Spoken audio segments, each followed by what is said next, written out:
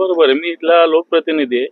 त्यामुळे विधिमंडळामध्ये सरकार जर ऐकत नसेल तर माझ्याकडे वेगळं स्वतंत्र व्यासपीठ आहेच आहे अधिवेशनाचं.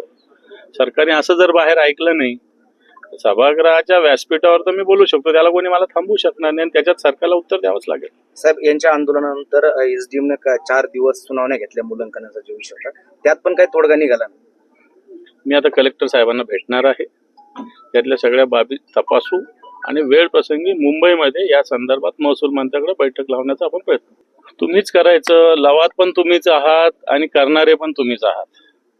आम्हाला या गोष्टी काही कळत नाही. आमची जमीन आहे, त्याचं व्हॅल्युएशन आम्हाला माहिती आहे चांगल्या पद्धतीनं. आता इकडे येऊ नका ना, घेऊ नका, जमीन संपला विषय. आम्ही काय बळजबरी घ्या असं आमचं तुम्हाला आमंत्रण नाहीच आहे ना जमिनी. आणि नियम सांगतो की 90% शेतकऱ्यांनी जमीन दिल्याशिवाय तुम्हाला करताच येणार नाही. कोणी बळजबरी केली तर याद राखा, मी पोलिसांना आणि महसूल अधिकाऱ्यांना सांगून टाकतो. वाकडी नजर सुद्धा या शेतकऱ्याच्या जमिनीकडे गेली तर एकेकाची नजर काढून टाकण्याचा दम आम्ही ठेवतो, हे तुम्हाला सांगून टाकतो सगळ्यांना.